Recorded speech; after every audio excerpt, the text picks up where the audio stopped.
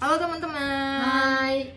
Aku Olive, orang Indonesia dari Surabaya, dan aku udah tinggal di Italia kurang lebih 1 tahun. Oktober nanti 1 tahun. Ya, bentar lagi. Dan ini adalah Kak Nadia. Aku udah tinggal di Prancis dari tahun 2020, jadi udah 3 tahun tinggal di Prancis. Dan sekarang aku lagi trip di Campervan. Dan karena aku lagi trip di Campervan, jadi aku ketemu Olive, aku samperin dia di Italia gitu. Terus kita bikin video ini. Bener. Jadi video ini tuh sebenarnya video lanjutan dari video di YouTube channelnya Kak Nadia. Jadi ini adalah part 2. Ya. Jadi kalian harus nonton yang part pertamanya di channelnya Kak Nadia. Ini part 2 masih sama topiknya tapi yang pertama aku mau cerita tentang culture shock soal pekerjaan di sini. Jadi kan banyak ya orang-orang Indonesia yang pengen banget kerja di banyak banget yang nanya ke Eropa. aku juga ya, banyak banget. Gimana caranya gimana caranya di kerja Eropa, gitu. Sebenarnya banyak cara, cuman salah satu tips yang bisa aku kasih yang emang bener-bener penting, kalian harus bisa bahasanya dulu. Jadi sebelum kalian mutusin, kalian harus tahu pasti kalian mau kerja itu di negara apa.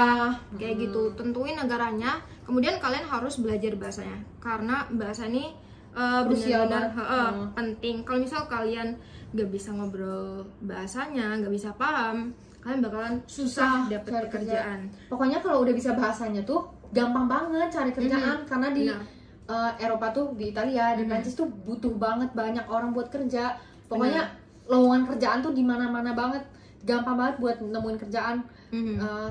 Yang aku tahu di Indonesia tuh kayak susah gitu kan proses rekrutmennya, terus nyari kerjanya susah, saingannya juga banyak di sini gampang banget nyari kerja, tapi ya harus lancar.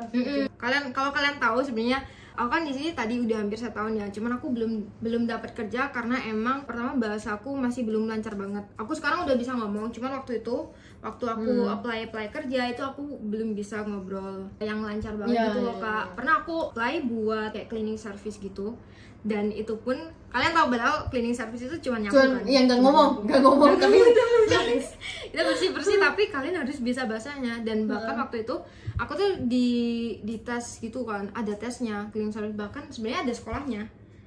Untuk jadi ada sekolahnya loh. Jadi cleaning service. Iya, ada sekolah jadi cleaning service, jadi waitress di restoran kayak gitu. Jadi itu nggak sembarangan. Kalian harus belajar. Misal ini sabun ini itu kandungannya apa aja, itu nggak boleh di benda apa kayak gitu. Ini kan sabun ini misal mengandung zat yang mungkin nggak boleh kena kulit, jadi kalian harus belajar kayak gitu.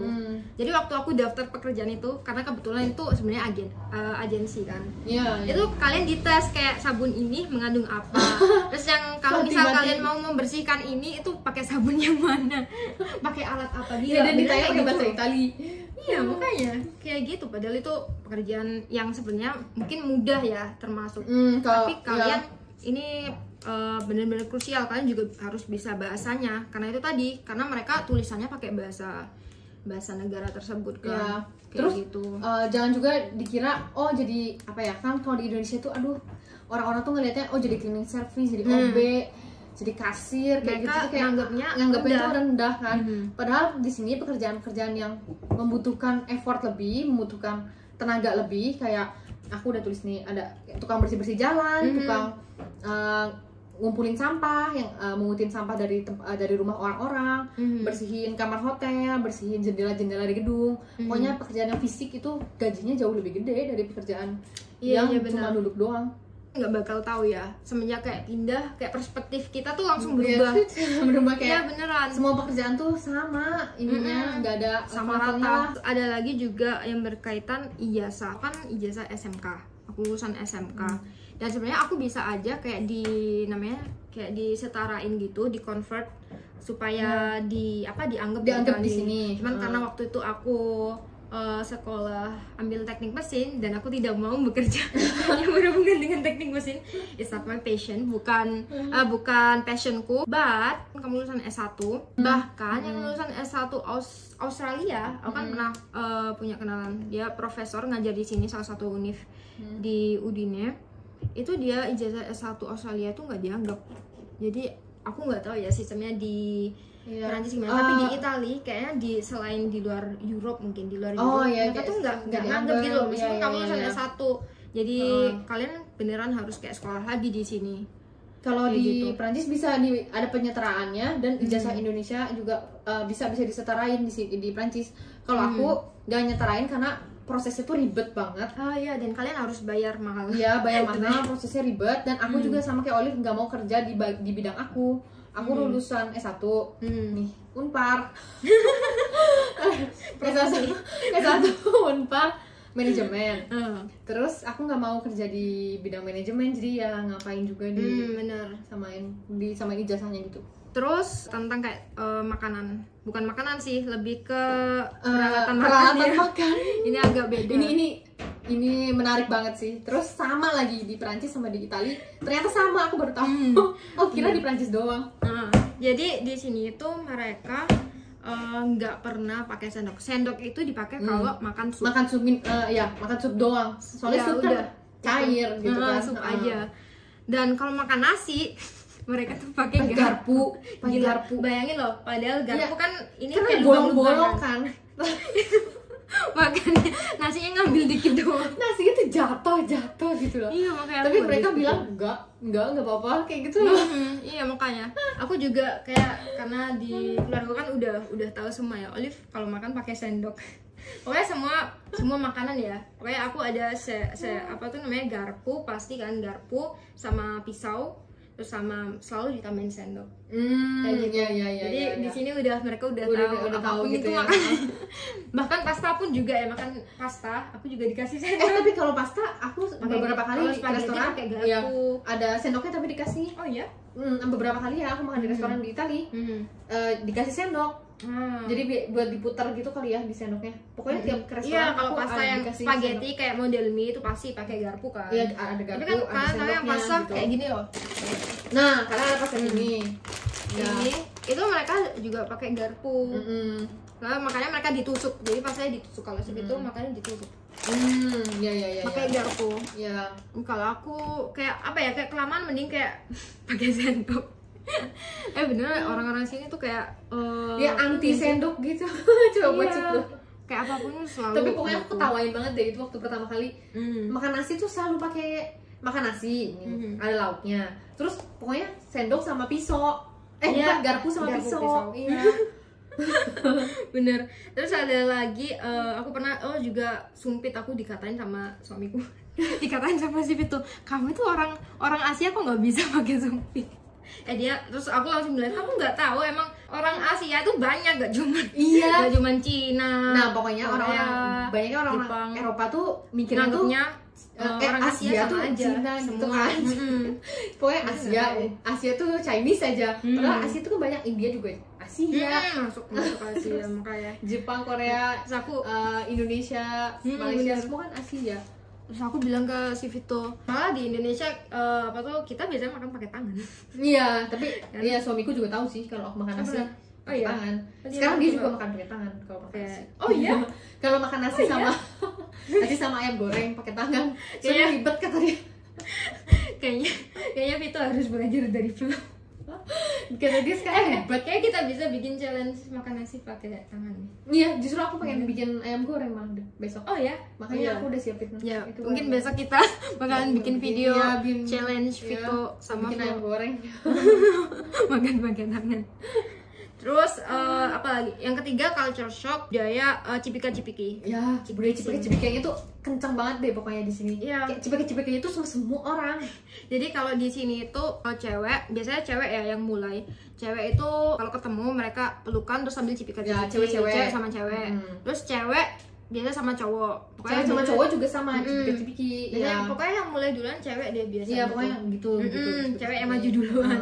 Tapi kalau cowok sama cowok enggak. Ya, cowok sama cowok di Prancis pun enggak. Salaman kalau cowok sama cowok. Jadi kayaknya sama deh, sama. Iya, itu sih kaget kayak awal-awal. Ya ampun mereka kayak kayak harus semua orang cipika-cipikinya. Aku awal-awal waktu lihat Vito digituin sama cewek kayak kaget. Aduh suamiku dicium orang. Kayak gitu.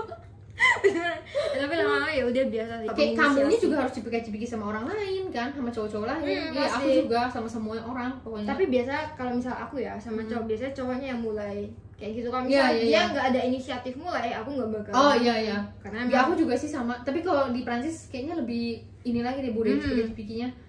Terus jadi ya pokoknya sama semua orang lah cipika-cipiki. Iya. Waktu itu pernah juga temanku datang ke sini ke Prancis, dia kaget gitu karena mertua aku ngajakin cipika-cipiki. Dan teman aku nggak terbiasa, kayak wow siapa ini, kenapa dia mau cium, kaget. padahal cium itu cuman nempel pipi doang kan. Nempelin pipi, tapi ada juga yang kayak pakai suara kayak gitu, suara kenceng. Ya di Prancis juga pakai suara kayak gitu.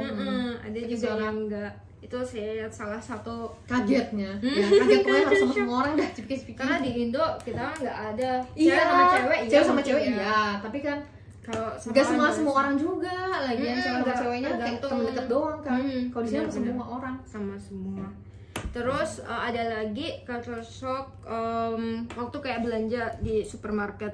Jadi di sini tuh semua serba mandiri. Kalian kalau misal beli sayur, entah mungkin di Indo juga mungkin udah ada ya. Kayak beli sayur, kalian kayak ambil sayurnya sendiri, taruh kantong plastik terus timbang sendiri, dibawa ke kasir. Dia juga namanya kayak self yang bayar sendiri, self service kasir kan. Jadi mereka nggak ada kasirnya, jadi kita yang ada mbak kasirnya, kita yang gak ada yang ngelayanin gitu. Kayak dulu aku padahal waktu kecil suka kayak main kasir kayak iya kan, awalnya juga aku tuh ke sini kayak wow asik bisa main kasir-kasiran. Bener, akhirnya kita kayak tapi itu harus yang barangnya dikit doang. Oh iya ya benar kan? Kayak ada kayak maksimal 10 piece ya. Kalau barangnya banyak si kasirnya yang melayani. Benar. Itu terus sama lagi kantong belanjaan juga. Kalau misal kita ke supermarket harus bawa kantong belanja sendiri. Kalau misal nggak bawa, kita bisa beli sih, cuman ya lumayan lah kalau misal tiap belanja beli. Iya, pokoknya kantongnya menumpuk. Aku juga harganya berapa ya? €1 €1-an. €1,5 Sekitar 15-20 ribuan lah. Tapi harus beli terus soalnya nggak ada plastik, bener-bener nggak ada dikasih. Walaupun ada mau yang kecil yang nggak terlalu mahal, itu mungkin kayak beberapa sen. Itu tapi dari kertas ya, kayak paper bag gitu. Ya. Jadi kalian kayak harus sediain kantong sendiri. Ini sih biasa bawa ini. Nah, yang kayak gini kantongnya. Dibeli di supermarketnya. Iya, jadi tiap belanja jangan lupa bawa kantong sendiri. Gitu. Kita bisa bawa 2 kantong, 3 kantong. Gitu. Terus yang lagi soal supermarket, kalau misal kalian di kasir, ya, harus maraton, guys. Bener. Di kasir tuh si kasir kan nge-scan gitu kan, terus dia lempar. Terus kita tuh kayak bener-bener kayak dia karena cepet banget kan. Dia cepet banget gitu. Nah, masalahnya kadang di sini tuh misal ini meja kasirnya ya. Ini tuh ada kayak kotak, udah ada sensor di bawah. Terus di depannya juga ada. Jadi kayak mereka cepet banget. Cuma giniin. Kalau di supermarket biasa kita bawa alat ya, terus terus mencari barcode kan. Kita kan mencari barcode. Ini enggak cuma gini doang gitu. Iya, bener-bener cepet. Makanya kayak kita harus cekatan kalau mode belanja. Karena juga antriannya banyak. Orang di sini tuh kebanyakan kayak belanja mingguan. Terus harus kita sendiri masukin ke kantongnya, nggak ada si kasirnya bantuin mereka gitu. Iya bener, kita masukin sendiri. Kalau di Indo kan dimasukin sama ini harus cepet banget lah pokoknya. Gila, makanya karena sampai kayak buru-buru kita kayak kita belum selesai masukin kita belum selesai nih ya, dia si kasirnya udah bilang €20 itu kayak bentar belum juga ngelihat ngecek mana kartu terus apa ngambil kita jadi langsung ninggalin. Terus orang-orang di belakang tuh udah kayak ngeliatin ayo cepet ayo cepet. Terus terakhir ada cultural events, misal bahkan untuk independensinya sendiri, hari kemerdekaannya tuh juga mereka nggak yang terlalu ngerayain gitu. Kalau di sini ya. Aku bahkan kaget kan pernah waktu itu ada kayak mereka pasang bendera. Kukira tuh karena memperingati hari kemerdekaan. Kalau di Indo kan pasang bendera, terus banyak lomba-lomba, hiasan kan merah putih. Di sini tuh nggak ada sama sekali, jadi orang kayak biasa aja gitu loh. Cuman waktu itu yang aku lihat cuma hari libur, jadi ya tanggal merah. Tapi mereka nggak ngapa-ngapain. Ya, jadi mereka ada kayak upacara tapi mungkin yang ngelakuin tuh kayak orang pemerintahan gitu loh. Iya. Kayak gitu. Jadi nggak yang heboh banget. Cuman yang waktu itu aku pernah lihat mereka pasang bendera banyak, bendera Italia itu karena kedatangan veteran namanya Alpini. Jadi mereka bantu melindungi wilayah di pegunungan Alpen. Aku kurang tahu kenapa mereka benar-benar kayak apresiasi diapresiasi di sini. Bahkan kayak sampai datang, jadi mereka, tapi keren sih waktu itu mereka tuh datang naik kuda loh dari berbagai wilayah di Italia. Itu kumpulnya di Udine. Jadi mereka naik kuda, camper van. Iya beneran. Aku juga ada hari veteran malah. Oh iya? Iya, ada hari nasional veteran gitu kayak. Iya, di sini tuh malah yang veteran itu yang dirayain besar-besaran loh, gila. Sampai kotanya dibersihin semua, ditambahin toilet. Terus orang-orang itu pasang kayak spanduk kayak selamat datang. Iya. Kalau di Prancis agak lebih heboh sih itu Independence Day-nya. Nggak ada lomba-lomba kayak di Indonesia. Cuman ada bazar dan selalu ada pesta kembang api di tiap kota gitu. Ya keren sih kalau misalnya ada. Ya cuma nggak ada lomba-lomba, padahal keren ya kalau ada lomba-lomba gitu. Terus pasang bendera. Aku juga sempat tunjukin ke mamanya si Vito lomba 17-an kayak gitu. Oh keren ya. Nah mereka kayak sempat kayak bikin reaction video deh. Iya deh, bener-bener. Jadi kayak keren ya, kayak seneng. Ternyata mereka juga kayak pernah bikin kayak gitu, tapi itu kayak acara kayak gereja gitu loh. Natal gitu, buat Natal. Bukan Natal, kayak pokoknya organisasi entah ya. Itu mau lewat. Oh iya. Kayaknya. Nggak apa-apa. Lewat aja kan. Ada sponsor guys. Wow, ini makan malam kita sepertinya. Pokoknya beda lah, kayak di sini orang Italia nggak terlalu patriotik. Ya mereka nggak terlalu yang. Tapi orang French malah patriotik banget, nasionalis banget ya. Iya nasionalis. Prancis negara terbaik di dunia, kayak gitu-gitu. Iya sih, itu sih yang bikin beda. Mungkin kalau di Perancis, di Indo mereka bener-bener ini. Tapi orang Italia tuh bangga banget sama makanannya kan? Oh iya bener. Gila. Tapi banyak orang juga yang bilang Italia itu makanan terenak di dunia. Iya. Di termasuk di Eropa sih, banyak orang Eropa yang bilang Italia itu paling the best. Di dunia malah banyak yang bilang. Oh iya. Mereka nggak tahu aja makanan Indo. Soalnya makanan Italia itu emang bener-bener ada di seluruh dunia sih. Kayak spaghetti, pasta, pizza kan ada di seluruh dunia gitu loh. Udah, kayaknya itu sih beberapa culture shock yang kita rasain selama tinggal di sini di Eropa, walaupun beda negara. Ya, ada beberapa sama, ada yang beda ya. Iya. Tapi itu sih mungkin kan kita bakal share lagi kalau misal ketemu, kita bikin video lagi collab. Ya. Ntar kalian request mau video apa. Ya, thanks for watching. Makasih udah mau nonton kita. Jangan lupa subscribe dan like videoku dan video Kak Nadia. Ya, saling subscribe, saling like. Makasih. Bye.